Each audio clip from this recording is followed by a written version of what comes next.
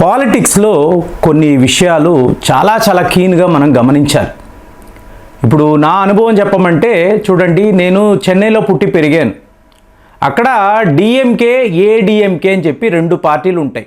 వీళ్ళు బద్ధ శత్రువులు. కరుణానిధి, జయలలిత కొట్టుకు చేస్తూ ఉంటారు. ప్రతి ఒక్క సందర్భంలో దూషించుకోవడమే. కరుణానిధి జయలలిత గారిని జైల్లో పెడితే ఈవిడ అధికారంలోకి వచ్చిన ఆ నైట్ కరుణానిధిని తీసుకెళ్ళి జైల్లో పెట్టించారు. సో అంతలాంటి శత్రుత్వం ఉంటుంది. కానీ అదే తమిళనాడుకి ఒక ప్రాజెక్ట్ వస్తుంది అనుకోండి, వీళ్ళు కలిసిపోతారు.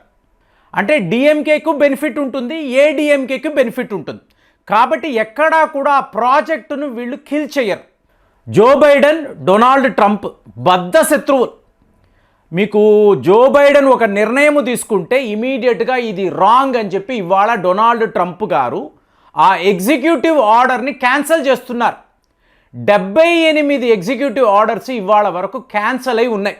ఏంటి, జో బైడెన్ నిర్ణయం తీసుకుంటే నో, ఇది వేస్ట్, యూస్లెస్ డిసిషన్, రిమూవ్ చేయండి. ఇది డొనాల్డ్ ట్రంప్ తీరు. కానీ ఇప్పుడు కొంతమంది డొనాల్డ్ ట్రంప్ గారికి ఈ గాజా అనబడే ప్రాంతం యొక్క ఫొటోస్ చూపించారు. అబ్బా, ఎంత ఘోరంగా ఉంది. ఇక్కడ ఒక నగరమే లేదు కదా, ఎటు చూసినా శిథిలాలు. మీకు అంతా బిల్డింగ్లు కూలిపోయి ఉన్నాయి, ఎక్కడికక్కడ మీకు శవాలు, చాలా భయంకరమైన దృశ్యాలు. సో ఇది చూసిన డొనాల్డ్ ట్రంప్ గారు, లేదండి ఇక్కడ మనుషులు బతకరు, చాలా కష్టము.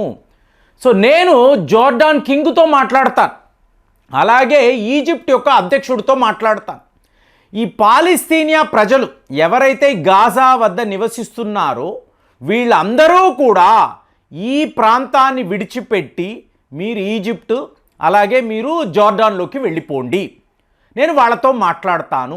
అంటే ఈజిప్ట్ అంటే ఒక ముస్లిం దేశం అండి, జోర్డాన్ కూడా ఒక ఇస్లామిక్ దేశం.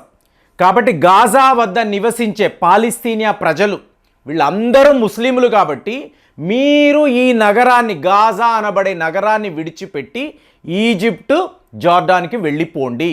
వాళ్ళ గవర్నమెంట్తో నేను మాట్లాడాను, దీనిని ఖాళీ చేయండి. అయ్యా మహాప్రభు, వీళ్ళు వెళ్ళిపోతారండి, మరి గాజాలో ఎవరు నివసిస్తారు? మన ఇజ్రాయెల్ వాళ్ళు ఉన్నారు కదా, సో వాళ్ళు నివసిస్తారండి. వాళ్ళు మళ్ళీ ఈ నగరాన్ని డెవలప్ చేస్తారు, చేసి ఇజ్రాయెల్ యొక్క భూభాగంగా పెట్టుకుంటారు. అంటే పాలిటిక్స్ని మీరు గమనిస్తే జో బైడెన్ గారు ఏం చేశారు? ఇజ్రాయెల్కి ఇవ్వాల్సిన బాంబులు ఇచ్చారు, మిజైళ్ళు ఇచ్చారు, రాకెట్లు ఇచ్చారు, డబ్బు ఇచ్చారు. అక్కడ గాజా వద్ద ఉండే హమాస్ అనబడే తీవ్రవాద సంస్థ వీళ్ళని తరిమి వెయ్యండి, అక్కడ ఎవరూ ఉండకూడదు అని చెప్పారు. నెక్స్ట్ డొనాల్డ్ ట్రంప్ గారు వచ్చారు. మరి ఈయన జో బైడెన్ గారికి వ్యతిరేకంగా కదా ప్రవర్తించాలి. ఇజ్రాయెల్ విషయంలో అలా జరగదండి. ఇజ్రాయెల్ అనబడే దేశము అమెరికా యొక్క బాస్. కాబట్టి ఈయన రావడం ఈయన స్టైల్లో యుద్ధాన్ని ఆపేయండి, బాంబులు, డబ్బులు, రాకెట్లు, మిజైల్స్, నథింగ్ డూయింగ్.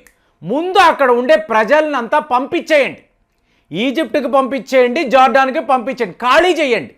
సో ఇవాళ మనకేం కావాలి అంటే గ్రేటర్ ఇజ్రాయెల్ కావాలి. అంటే ఇక్కడ జో బైడెన్, మీకు డొనాల్డ్ ట్రంప్, ఇద్దరి ఆలోచనలు ఇజ్రాయెల్ విషయంలో ఒకేలాగే ఉంటుంది. సమీరా అజ్గారి అని చెప్పి ఒక మహిళ, ఒక విద్యార్థి, ఈవిడ అమెరికాలో బయాలజీ చదువుతున్న స్టూడెంట్. 2017లో ఈవిడ యూరోప్ నుంచి అమెరికాకు రావడానికి ఒక విమానం ఎక్కబోతున్నారు. ప్రాపర్ పాస్పోర్ట్ ఉంది, వీసా ఉంది. కానీ అక్కడ ఉండే అధికారులు ఏం చెప్పారంటే, నువ్వు ఈ విమానం ఎక్కడానికి వీల్లేదు, నువ్వు అమెరికాలో కాలు పెట్టలేవు. అదేంటి, నేను డబ్బు కట్టాను, నా దగ్గర స్టూడెంట్ వీసా ఉంది, టికెట్ ఉంది, మీకేంటి ప్రాబ్లం అంటే, లేదమ్మా డొనాల్డ్ ట్రంప్ కొత్త నిర్ణయం తీసుకున్నారు, దీని ప్రకారము ఇరాన్ నుంచి, ఇరాన్ ఆరిజిన్ మహిళ నువ్వు, కాబట్టి విద్యార్థి అవ్వచ్చు, నువ్వు డబ్బు కట్టుండొచ్చు, అడ్మిషన్ ఉండొచ్చు, నిన్ని ఈ విమానంలోకి మేము ఎక్కనివ్వము అని చెప్పారు. సో దాంతో ఈ సమీరా ఏం చేశారు, వారం రోజుల పాటు లీగల్ బ్యాటిల్. నన్ను ఎందుకు వెళ్ళనివ్వరు, అడ్మిషన్ ఉంది కదా, నేను అమెరికాలో ఆల్రెడీ చదువుకుంటున్నాను కదా, జస్ట్ నేను యూరోప్ వచ్చాను, మళ్ళీ అమెరికా వెళితే మీరు కుదరదంటే ఎలా కుదురుతుందని చాలా పెద్ద లెవెల్లో ఈవిడ పోరాటం చేయడము.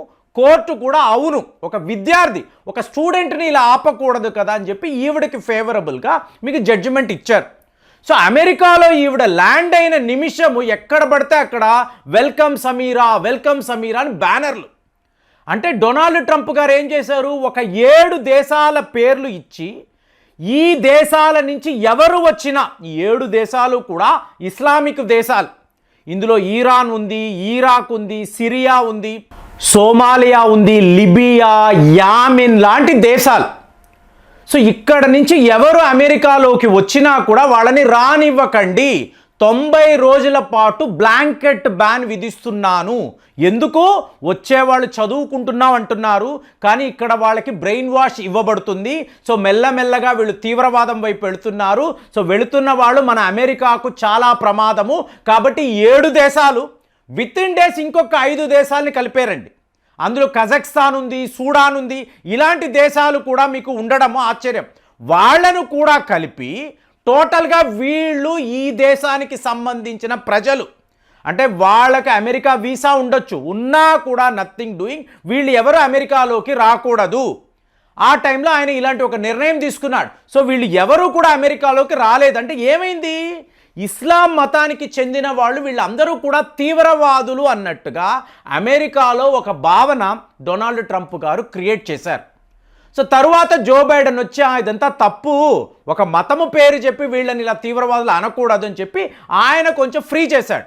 కానీ ఇవాళ మళ్ళీ డొనాల్డ్ ట్రంప్ గారు వచ్చారు కదా, కాబట్టి మీకు ముస్లిం బ్యాన్ వెర్షన్ 2 అంటున్నారు. సో ఇప్పుడు ఫలానా దేశాలు అనట్లేదండి ఆయన, మళ్ళీ 90 రోజులు ఒక నల్లవాడు, నల్ల జాతి వాడు, లేదా మీకు ఇట్లాగా మిడిల్ ఈస్ట్ నుంచి అమెరికాలోకి రావాలి అనుకుంటున్నాడు, ముందు ఇతని రంగును చూడండి, ఇతని భాషను చూడండి, అబ్జర్వ్ చెయ్యండి. ఒకవేళ చామన ఛాయతో ఉన్నాడు, మీకు డౌట్గా ఉంది, వెంటనే ఇతని చరిత్ర ఏంటి అంటే ఆడ అవ్వచ్చు, మగ అవ్వచ్చు, ఎవరైనా సరే, స్టూడెంటే అవ్వచ్చు, ఇప్పుడు మీరు అబ్జర్వ్ చెయ్యండి. వీళ్ళు ఎక్కడి నుంచి వస్తున్నారు, వీళ్ళ చుట్టూ ఎవరెవరు ఉంటున్నారు, వీళ్ళు ఎప్పుడు ఎక్కడికి వెళుతున్నారు, మొత్తం గమనించండి. హిస్టరీని తీయండి, జాగ్రఫీని తీయండి, తీసి స్టడీ చేసి నాకు రిపోర్ట్ ఇవ్వండి. నాకు డౌట్ వచ్చిందా అంటే, నాకుంటే నా అధికారులు డౌట్ వచ్చిందా, ఇమీడియట్గా వీళ్ళని అమెరికా నుంచి పంపించి వెయ్యండి. వీళ్ళు ఇక్కడ ఉండకూడదు, వీళ్ళలో ఎంతోమంది తీవ్రవాదులు అయి ఉండొచ్చు, మనకు తెలియదు, స్టూడెంట్స్లో కూడా టెర్రరిస్టులు ఉంటున్నారు కదా. సో మొత్తం ఇస్లామిక్ కమ్యూనిటీలో ఎవరు ఉన్నా అమెరికాలోకి మీరు రాకూడదు. దీన్ని ఈయన ముస్లిం బ్యాన్ వెర్షన్ 2 అని చెప్పి చెప్తున్నారు. 90 డేస్ టైం అండి. ఇందులో ఎవరు ఎక్కడి నుంచి వచ్చినా, ఏ దేశం నుంచి వచ్చినా వాళ్ళ మీద స్క్రూటినీ పెట్టడము, డౌట్ వచ్చిందా వెంటనే మీరు వెనక్కి వెళ్ళిపోండి, మీరు అమెరికాలోకి రాకూడదని చెప్పి స్ట్రిక్ట్ ఆర్డర్స్, ఎగ్జిక్యూటివ్ ఆర్డర్ ఇవాళ డొనాల్డ్ ట్రంప్ ఇవ్వడముతో ఎంతోమంది అమెరికాలో మీకు వందల వేల లక్షల మంది ముస్లింలు ఉంటారు. సో వాళ్ళకి సంబంధించిన చుట్టాలు, రిలేటివ్స్ ఇరాన్లో ఉంటారు, ఇరాక్లో ఉంటారు, సూడాన్, లిబియా, జార్డాన్, ఈజిప్ట్ ఇలాంటి దేశాల్లో ఉంటారు. వాళ్ళు ఎవరూ కూడా అమెరికాలోకి రాకూడదు. కానీ ఆయన క్లియర్గా ఉన్నాడు, నాకు నా దేశమే ముఖ్యం, అమెరికానే ఇంపార్టెంట్, కాబట్టి అమెరికా కోసము నేను ఎంత దూరమైనా వెళ్తాను, ఎంతమంది శత్రువులు తయారైనా నాకు ఏ ఇబ్బంది లేదని క్లియర్గా ఆయన చెప్తున్నాడు. మరి డొనాల్డ్ ట్రంప్ ఇలా ఇస్లాం మతం మీద, ముస్లింల మీద పగబట్టేరా, ఎందుకు ఈయన ఇలా చేస్తున్నారు, దీని వెనుక ఉన్న పాలిటిక్స్ ఏంటి, మీరు ఆలోచించండి. ఎన్నో విషయాలు ఉన్నాయి. సో అందులో మెరిట్స్ ఏంటి, డీమెరిట్స్ ఏంటి ఆలోచించి కామెంట్స్లో రాయండి. మళ్ళీ వచ్చే వీడియోలో కలుద్దాం. జై హింద్.